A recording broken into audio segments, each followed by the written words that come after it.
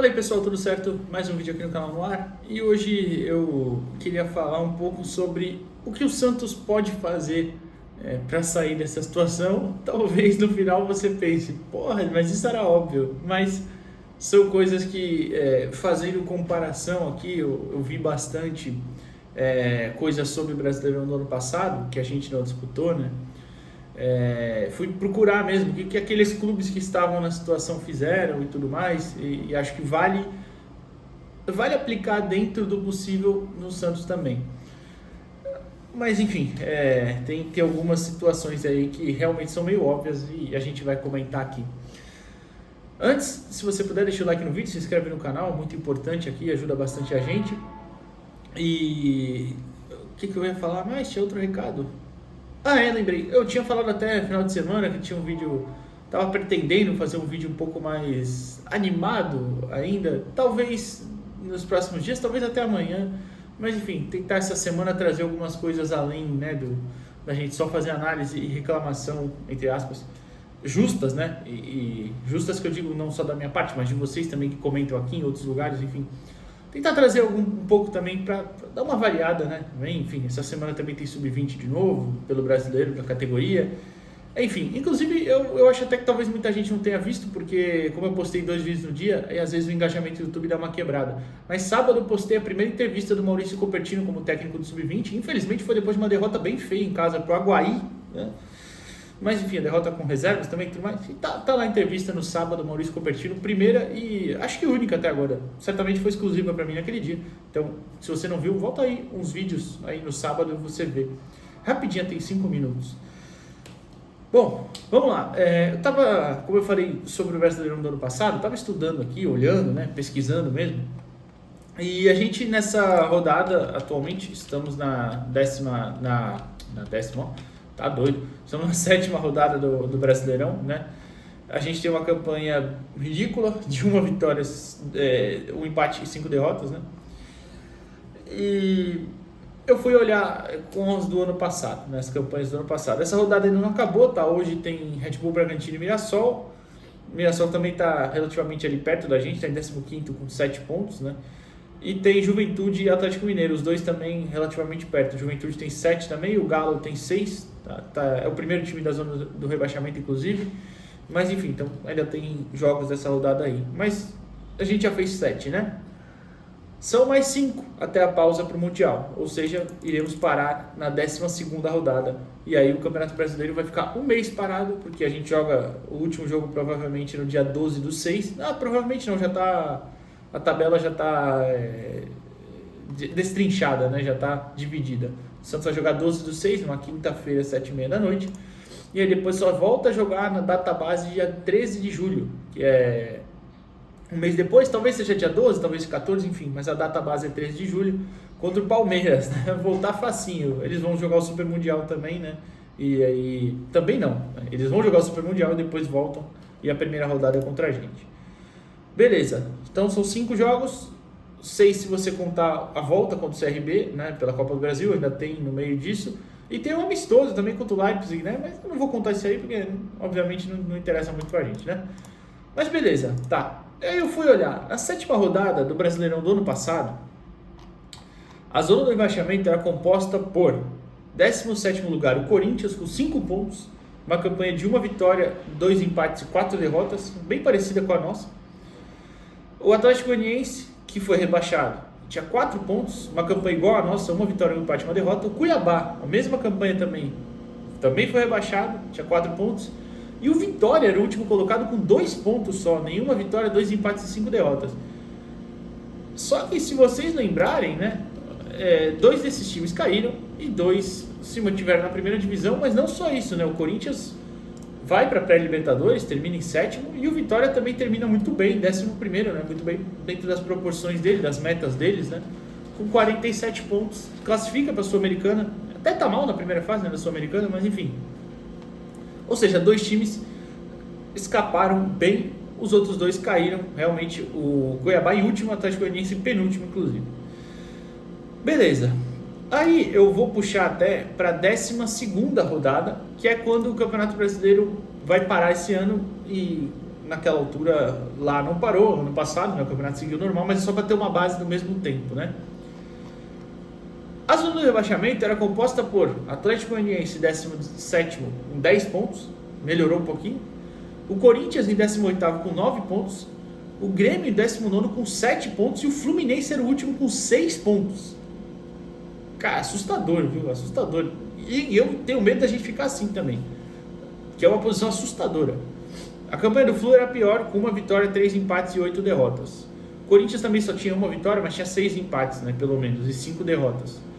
Os mesmos 5 que a gente já perdeu agora, por exemplo. O Grêmio também tinha bastante derrota, mas tinha 2 vitórias, né? Tinha 2 vitórias, 1 empate e 9 derrotas. E aí por que eu estou pontuando isso? O que essas equipes fizeram para escapar do rebaixamento? Como eu falei no começo, o Atlético Goianiense não escapou, caiu do mesmo jeito, então já tirei ele da equação. O Cuiabá, que na 7ª rodada, que é a rodada atual do Brasileirão, estava na zona, e na 12ª estava em 14º com 12 pontos, também não escapou, caiu. E caiu bem feio também, né? Com 30 pontos só, ou seja, só pontuou mais 17 depois dessa... 17, se eu não estou errado na minha conta? 18, né? 18 pontos depois dessa rodada aqui. Enfim. Corinthians, Grêmio e Flu, que escaparam também, né? Corinthians, como eu falei, foi o que melhor escapou, terminou em 7º. E óbvio, vocês lembram, o Corinthians foi ao mercado e gastou. Simples assim, foi ao mercado e gastou. Entendeu que tinha, e trocou de técnico também, mas eu já vou chegar lá. Entendeu que tinha algumas limitações bem evidentes, né? Era uma equipe que tinha uma defesa bem, mais ou menos, nem era tão frágil assim, né, quanto a nossa, por exemplo. E aí eu até vou olhar os números e falar de novo. O Corinthians só tinha tomado 6 gols, se não me engano, eu vou conferir aqui para ter certeza. Só tinha tomado 6 gols, por exemplo. A gente mesmo já tomou 10. Então, difícil também. Mas o ataque, até o nosso é um pouquinho melhor, para ser justo, tem 7 gols. Eles tinham feito 3 gols, puta merda, 3 gols só na 7ª rodada. Foi o ataque que eles contrataram o Thales Magno, contrataram o Memphis Depay, né? E aí, obviamente, outros nomes também, o André Ramalho, o Carídio também chegou, e trocaram o técnico do Antônio Oliveira por Ramon Dias. Ou seja, qualificou o elenco. Não tem segredo nesse caso, né? Gastou cheio de dívida. Vamos também lembrar disso aí. Não por causa da dívida deles, mas vocês já vão entender já, quando eu vou chegar lá. Aí, o Vitória. O que o Vitória fez? O Vitória também trocou o técnico, né? Thiago Carpini assume. Trouxe também algumas peças e, claro, aí, obviamente não vai ser no mesmo patamar das peças que o Corinthians trouxe, mas dentro da realidade do Vitória e dentro do modelo que o Carpini buscava, né? Trouxe algumas peças ali. E se livrou de outras também. O Vitória tinha começado o ano com muitos medalhões, né? Tipo Luiz Adriano, o Zapata, aquele zagueiro colombiano, enfim. O próprio Jean Mota estava lá e acabou que não jogou, não conseguiu jogar depois, enfim. Mas foi ao mercado ali, buscou alguns nomes, os nomes mais, como eu falei, dentro da realidade deles, o Gustavo Mosquito, o Neres, né, zagueiro que era do Cruzeiro, e fez um bom ano lá. O próprio Lucas Esteves tinha chegado há pouco tempo. Quem mais? Tem um outro volante, o Ricardo alguma coisa, não lembro do nome dele agora completo, enfim. Contratou peças, que eu quero dizer, contratou peças que qualificaram o elenco dentro da realidade e viraram titulares. Não tem muito segredo também, né? E aí os outros casos de que na 12ª rodada estavam também lá, Flu e Grêmio, né?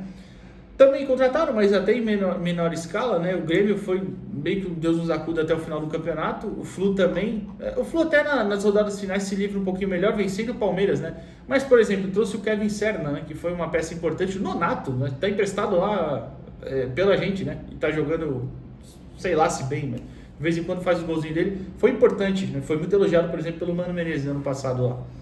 Mas trocou o técnico, o Diniz estava bem mal, trocou pelo Mano, o Mano salvou ali, teve um aproveitamento bem melhor, é bem verdade. E o Grêmio foi mais naquela dificuldade ali o ano inteiro e tudo mais, né, com o Renato, enfim, um elenco bem mais limitado, mas acabou conseguindo escapar, claro, como eu disse, escapa com 45 pontos, até vai para a Sul-Americana, o Flu também com 46. Ou seja, dentro dessa realidade, né? Precisa contratar. Não vai ter jeito. O Santos tem claras limitações, claras peças ali que...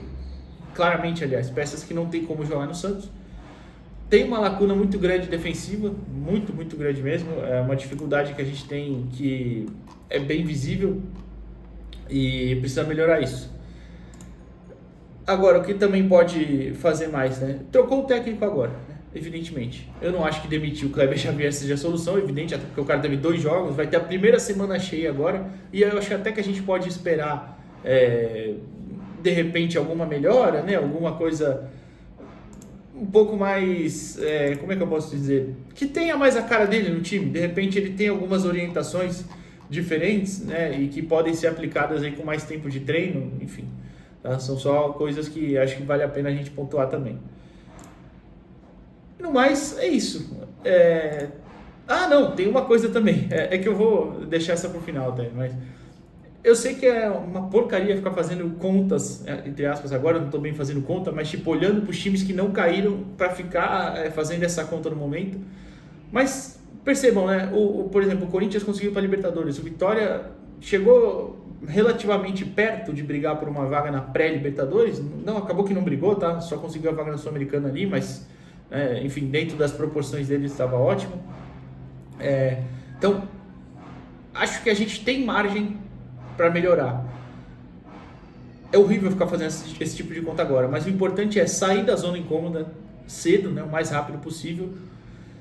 E aí, claro, nessas 5 rodadas aí que tem até a pausa do Super Mundial, que aí eu espero muito que o Santos contrate e assim, volte voando, né, entre aspas, tinindo perfeitamente com tudo, técnica, taticamente e fisicamente também, para o pós-mundial, né, para o pós-Super Mundial. Mas tem que somar o máximo de pontos possíveis nessas 5 rodadas que faltam. Eu sei que é bem difícil, a tabela é difícil, inclusive. Fortaleza fora, Corinthians fora, Botafogo em casa, né? Não na ordem eu tô falando aqui, só tô falando que eu lembro. Ceará em casa e o outro jogo eu nem lembro quem é, deixa eu ver. Enfim, são jogos difíceis, né? E a gente não tem ganhado de ninguém, é bem verdade. E o Vitória também fora. São jogos bem difíceis, mas aí tem confrontos diretos, pelo menos diretos no momento, né? Então... é isso que eu estou querendo explicar, né? A gente tem que sair dessa posição, acho que o mais rápido possível. E aí lá na frente, quem sabe, você consiga mirar um pouquinho mais pro alto da tabela. Enfim, é por isso que eu até falei, às vezes pode ser meio óbvio essa questão de eu falar que tem que contratar, mas é que assim, é realmente imprescindível. Realmente não tem outra alternativa. É contratar, precisa contratar. Você não vai fazer o Basso jogar bola, você não vai fazer o Gil voltar a ser o Gil que era 10 anos atrás. Aparentemente o Luan Pérez também não vai voltar a ser. Enfim, o Zé Rivaldo não acho confiável.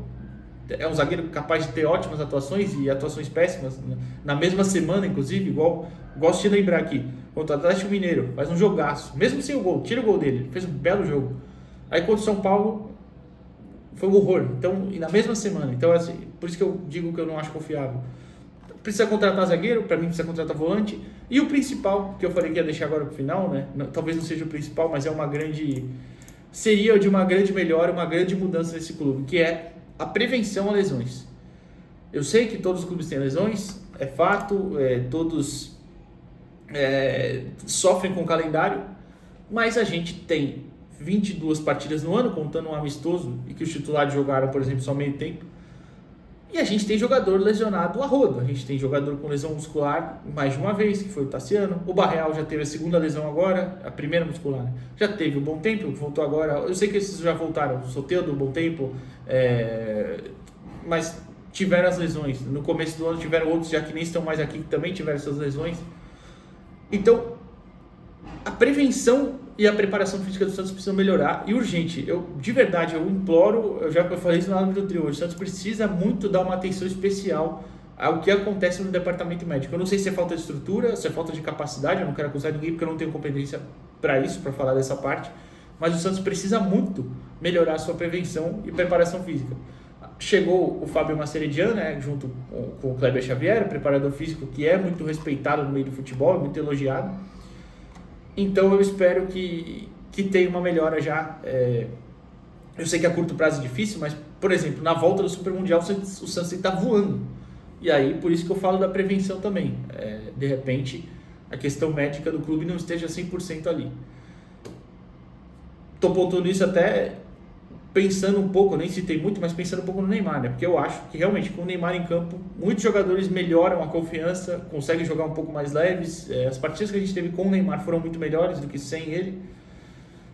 Mesmo a vitória, por exemplo, contra o Galo, o Santos é uma enquanto o Neymar está em campo e é outro completamente diferente quando ele sai. Então, depende muito também, passa muito por isso, de manter ele inteiro, essa prevenção ser melhor com outros atletas também.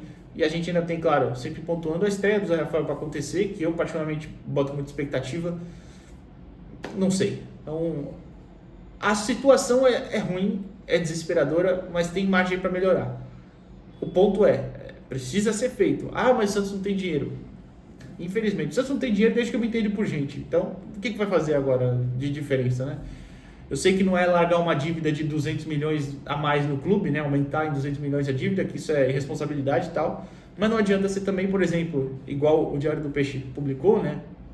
Que a diretoria pensa em vender o Souza. Você vai vender seu principal reserva, vai ficar com o Kevson no banco? Seu principal reserva na lateral esquerda, que eu digo, claro, vai ficar com o Kevson no banco?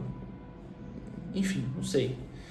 Mas é isso, tem margem para melhorar. É torcer para que as pessoas lá dentro enxerguem isso e tenham humildade de reconhecer os erros que tiveram no começo desse ano, na montagem do elenco e tudo mais. Até amanhã, pessoal. Valeu.